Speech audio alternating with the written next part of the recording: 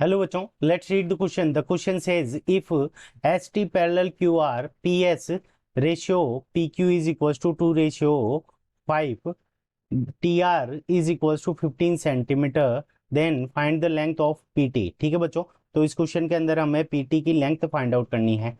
अब हमें गिवन क्या है कि एस टी और क्यू आर दोनों पैरेलल है। ठीक है बच्चों, तो यहाँ से ये एंगल और ये एंगल दोनों कॉरस्पॉन्डिंग एंगल इक्वल हो जाएंगे। ये एंगल टी और ये वाला एंगल आर, ये दोनों कॉरस्पॉन्डिंग एंगल क्या हो जाएंगे, इक्वल हो जाएंगे। अब हमें लेंथ फाइंड आउट करनी है बच्चों, तो लेंथ फाइंड आउट करने के लिए हम क्या करेंगे, की कॉन्सेप्ट लगाएंगे। जो हमारा जो की कॉन्सेप्ट होगा वो क्या हो जाएगा, रूल ऑफ सिमिलैरिटी।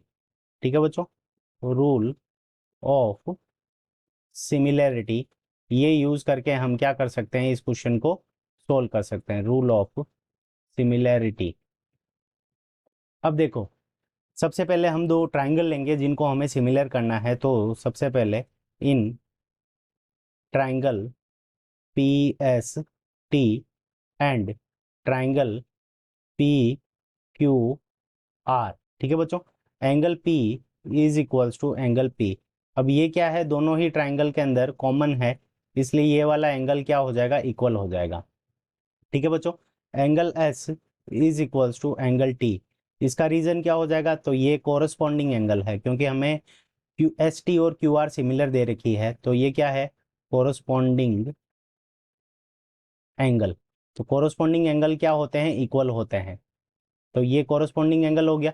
अब देखो, दो एंगल इक्वल हो गए तो ये दोनों ट्राइंगल सिमिलर हो जाएंगे।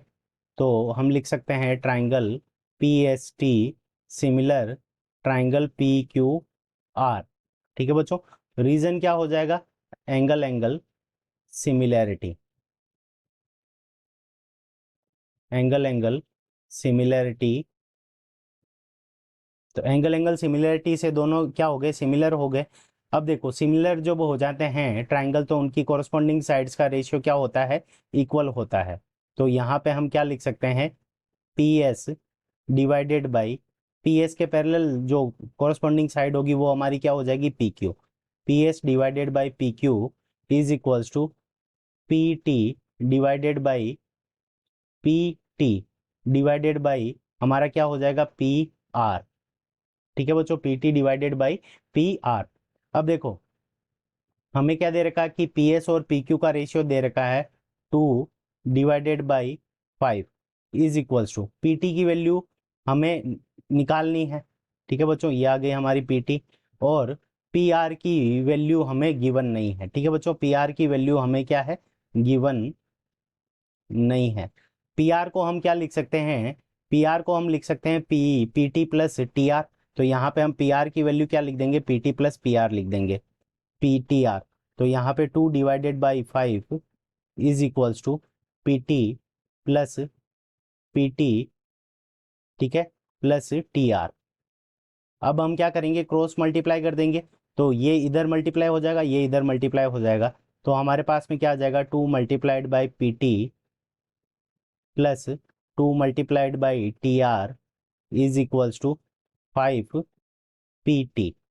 ठीक है बच्चों, अब देखो यहाँ पे इसको जब हम सोल्व करेंगे तो यहाँ पे 2, ये पी टी इस तरफ चला जाएगा तो 2/टी आर इज इक्वल्स टू 2 उस तरफ जाएगा तो माइनस हो जाएगा। तो यहाँ हमारे पास में क्या बच जाएगा, 3 पी टी। अब देखो, टी आर की वैल्यू हमें गिवन है, तो टी आर की वैल्यू यहाँ पे प्लग इन करेंगे, तो 2 टी आर की वैल्यू 15 है, तो 2 × 15 इज इक्वल्स टू 3/π/पी टी।